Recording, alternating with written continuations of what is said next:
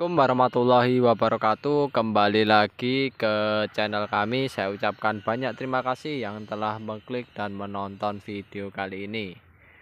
Dan pastinya di kesempatan kali ini kan kawan, saya akan berbagi sedikit hal mengenai tentang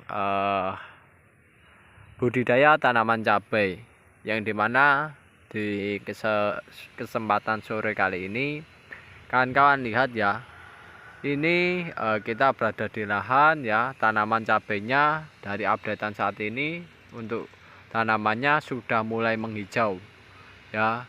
Kalau kan bisa lihat dari sini ya, nah ini lebih enaknya. Nah ini tanamannya pada menghijau, bagian sana juga menghijau. Alhamdulillah di masa starter ini menandakan tanaman kalau hijau semacam ini, tanaman itu sedang mudah beradaptasi ya kan dengan kondisi lingkungannya, mampu beradaptasi dengan kondisi lingkungannya, sehingga nantinya kemungkinan untuk tumbuh itu ada. Dan di sini kan kawan, selain hijau tanamannya ya, ini ya karena mampu beradaptasi, ini pada mulai muncul tunas dan menunjukkan pertumbuhan pada bagian tanamannya ya. Pertumbuhan itu dari segi tingginya mulai meninggi, dari segi daunnya mulai melebar ya, dan dari segi tunasnya mulai bermunculan. Ini masa vegetatif, jadinya pertumbuhannya bisa dilihat dari tunasnya, batangnya, tinggi batang, dan daun semacam itu. Dan artinya kan kawan, kalau kondisinya semacam ini ya, menandakan tanaman itu adaptasinya berhasil ya. Dan ketika sudah mulai menghijau semacam ini ya, adaptasi mulai sudah membaik, kawan-kawan jangan lupa melakukan proses perawatan tanaman. Perawatan tanamannya sendiri yang paling mendasar menurut kami adalah air ya. Kondisi sudah hijau, kondisi sudah bagus, air jangan sampai kekurangan. Kalau kondisinya kekurangan, nanti yang dikhawatirkan adalah tanamannya akan layu kembali, mengalami stres sementara, nanti lama-kelamaan tanaman akan mati. Nah oleh sebab itu langkah dalam perawatannya yang pertama adalah pemberian air. Nah pemberian air ini kan kawan, pastinya harus kita berikan ke tiap-tiap lubang tanam pada tanaman ini. Dan tidak lupa pemberian air juga diberikan ke bagian antara bedengan satu dengan bedengan yang lainnya. Di sela-sela bedengan semacam ini ya, itu air harus kita berikan. Nah tujuannya mengapa kok antar bedengan harus kita beri air? Yang jelas tujuannya semacam itu kan bagian bawah bedengan kondisinya selalu mengalami kondisi yang lembab. Nah kondisi yang lembab ini nantinya ketika ada penguapan pada tanah, nah uapnya ke atas, otomatis nanti tanahnya yang atas itu tidak kering kan kawan, semacam itu ya. Dan kondisi pemberian air di area antar bedengan ini diberikan air gunanya selain melembabkan juga ketika nantinya akar ini bisa tumbuh ke bawah ya, itu sudah tersedia air ya kan kawan, semacam itu ya. Pada intinya tanahnya kondisinya lembab, ada airnya, yang dimana air nantinya bisa dipergunakan untuk penyerapan unsur hara dan penyediaan kebutuhan cairan bagi tanaman tersebut ya, karena unsur hara pada tanaman cabai ini diserap dalam kondisi cair ya, melalui akar. Nah karena penyerapannya semacam itu, tidak hanya bagian bawah dari bedengan ini saja yang diberikan air, akan tapi pada bagian sini perawatan harus juga disirami air, agar yaitu kan kawan, yang akar sini tidak kekeringan kan kawan ya. Kalau kekeringan layu, sementara lama kelamaan jika tidak ditindaklanjuti akan mati semacam itu. Otomatis air harus diberikan untuk tiap lubang tanamnya semacam ini ya, harus diberikan. Dan pemberian airnya ya, kalau kami kemarin caranya dengan cara dilep ya atau digenangi. Jadi dengan penggenangan itu pemberian air ke tiap-tiap bedengan ini maksimal, dan hasil penggenangannya nanti disiramkan ke bagian lubang semacam ini. Nah, parameternya ya kan, pemberian air yang sesuai itu yang bagaimana ya. Kalau untuk tanaman cabai, pemberian air yang sesuai itu kondisinya harus kondisi lembab ya kan kawan. Jadi tanahnya kondisi lembab minimal kawan-kawan. Untuk bagian ini pangkal tanaman semacam ini kondisinya harus lembab, jangan terlalu kering kan ya. Kondisi lembab, apalagi ditambah nanti airnya yang menggenangi bagian bawah bedengan ini menjadikan bedengan bagian bawah kondisinya lembab semacam itu. Nah, yang tujuannya nanti bisa diserap unsur hara yang ada di tanah, bisa diserap oleh tanamannya semacam ini kan kawan. Dan selain perawatan pemberian air ya, pastinya nanti kelemahan dari pemberian air ini ya, dengan cara digenangi itu tumbuh rumput-rumput semacam ini ya. Tumbuh rumput-rumput semacam ini juga perlu dirawat ya. Perawatan dari tanaman cabai ini juga perlu dirawat dengan cara dibersihkan ya. Untuk bedeng-bedengannya dibersihkan tanaman-tanaman yang mengganggu tanaman cabai ya. Karena apa? Tanaman semacam ini kalau kita tidak bersihkan itu pastinya nanti akan menyerang unsur hara yang ada di media tanam cabai ini.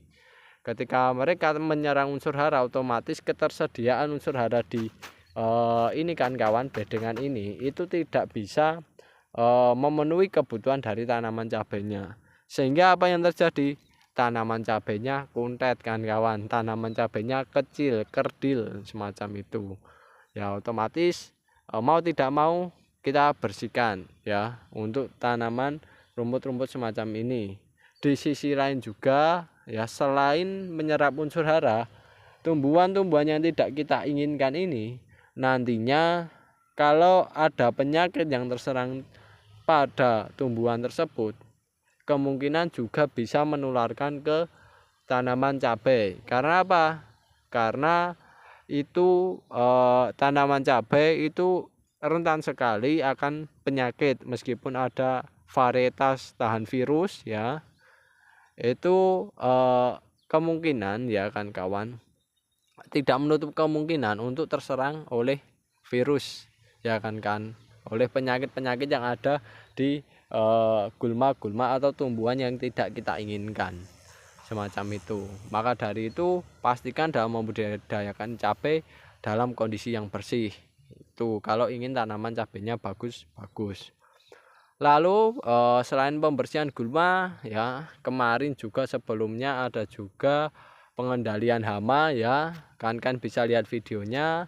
Yang jelas hama dikendalikan agar tanaman cabainya bisa bertahan hidup ya, tidak mati akibat kerusakan yang disebabkan oleh hama tersebut. Nah, selain itu juga perawatan ada perlu pemupukan. Nah, untuk masa semacam ini ya, saya memperingatkan pada kawan-kawan, perawatan pemupukan jangan terlalu intensif, apalagi kimia. Kalau organik boleh-boleh saja, tapi kalau kimia jangan terlalu intensif. Mengapa kalau terlalu intensif? Nah, karena apa? Kalau terlalu intensif, yang saya takutkan adalah konsentrasi pupuk yang diberikan ke tanaman, terutama masa awal, masa starter, masa permulaan semacam ini ya, itu takutnya konsentrasi pupuknya terlalu besar ya. Kalau pemberiannya terlalu intensif, terlalu banyak dosisnya, tanaman tidak kuat. Tanaman tidak kuat akibat konsentrasinya yang pupuknya terlalu besar itu akan mengarah ke tanaman yang konsentrasi kimianya jauh lebih kecil. Nah, itu kalau tidak kuat tanamannya lanas. Tanaman lanas pastinya akan mengalami penghambatan dalam proses pertumbuhannya, karena yaitu disebabkan oleh lanas. Tanaman harus beradaptasi, harus memperbaiki selnya, harus bisa bertahan ya, itu otomatis menjadikan tanaman cabenya lama ya kan dalam pertumbuhannya, dan yang jelas harus beradaptasi kembali untuk agar tetap kondisi segar dan bagus kembali semacam ini, bisa normal kembali semacam ini.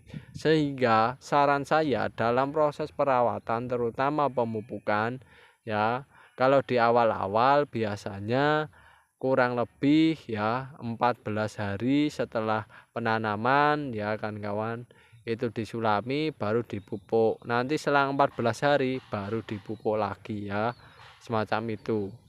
Untuk penggunaan pupuk kimianya ya, jadi selang 14 hari pupuk, selang 14 hari pupuk, kalau kami kayak gitu. Nanti makin lama pemberian pupuknya nanti selangnya agak sedikit diundur ya, tapi kalau di masa awal-awal 14 hari 14 hari 14 hari semacam itu. Akan tapi kalau untuk pemberian pupuk organiknya di sini kita bisa berikan entah mau 3 hari sekali, seminggu sekali, itu sudah luar biasa bagus kan kawan. Karena kalau mengapa pupuk organik bisa sedekat itu jarak pemberiannya, karena apa, pupuk organik efek ke tanamannya itu tidak berpengaruh berefek negatif terhadap tanaman. Ya jika sesuai dosis ya diberikan selama 3 hari sekali atau 1 minggu sekali kan kawan. Nah kalau pengalaman kami 3 hari ataupun 1 minggu sekali itu sudah bagus sekali ya diberikan ke tanaman, entah tanaman hortikultura ataupun cabai semacam ini, itu sudah bagus sekali untuk pupuk organik dan aman kan kawan ya, asalkan sesuai dosis ya kan kawan, jangan berlebihan juga. Kalau berlebihan ya juga kurang bagus, tapi kalau sesuai dosis diberikan konsisten selama seminggu sekali aja lah ya, sudah bagus sekali kok untuk tanamannya. Nah pemberian pupuk tersebut harus selalu konsisten ya di awal-awal semacam ini agar pertumbuhannya semakin cepat ya, sesuai ya, dan yang jelas kawan-kawan tidak mengkhawatirkan tanamannya kerdil, karena ketersediaan unsur hara yang diperoleh dari tanaman selain dia memperoleh dari pupuk dasar, juga dia memperoleh dari pupuk suplai semacam itu. Dan oh ya kan kawan, ini ada pengalaman bahwasanya pupuk dasar yang diberikan berupa pupuk kandang tersebut ya, itu juga bisa menjadikan tanaman di masa vegetatif ini jauh lebih cepat ya, apalagi pupuk kandang dari ruminansia ya yang memakan dedaunan. Mengapa jauh lebih cepat, mengapa jauh lebih bagus? Karena jauh lebih hijau juga ya, karena tanaman tersebut memperoleh nitrogen secara maksimal yang disebabkan karena si ternak memakan kelompok dedaunan, yang dimana dedaunan itu isinya nitrogen ya, yang menghijaukan itu, yang menjadikan pertumbuhan cepat dari tanaman itu nitrogen tersebut. Nah kandungan nitrogen pada pupuk kandang, khususnya pupuk kandang domba atau ruminansia, itu menjadikan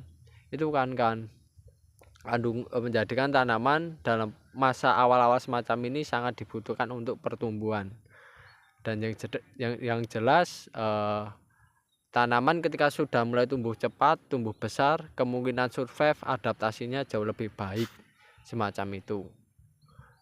Dan kemarin kita gunakan pupuk domba, yang dimana efeknya sudah jelas kan bisa lihat tanamannya hijau-hijau ya kan kawan, bagus-bagus ya. Setelah beradaptasi kurang lebih 1 mingguan ini, itu tanaman sudah hijau, sudah ya, kalau kan lihat sendirilah ya, ini ya hijaunya bagaimana. Nah tuh kondisinya hijau-hijau, mantap-mantap kan kawan. Dan ini salah satu efek pemberian pupuk kandang juga, selain juga memperbaiki lahan, juga berefek pada tanaman. Oke kawan-kawan, itu dulu informasi dari saya. Semoga kawan-kawan bisa mengambil sisi positifnya, manfaat serta hikmahnya. Jika ada kekurangan maupun kesalahan dalam pembuatan video kali ini, kami mohon maaf yang sebesar-besarnya. Terima kasih banyak telah menonton video kami. Saya akhiri, wassalamualaikum warahmatullahi wabarakatuh.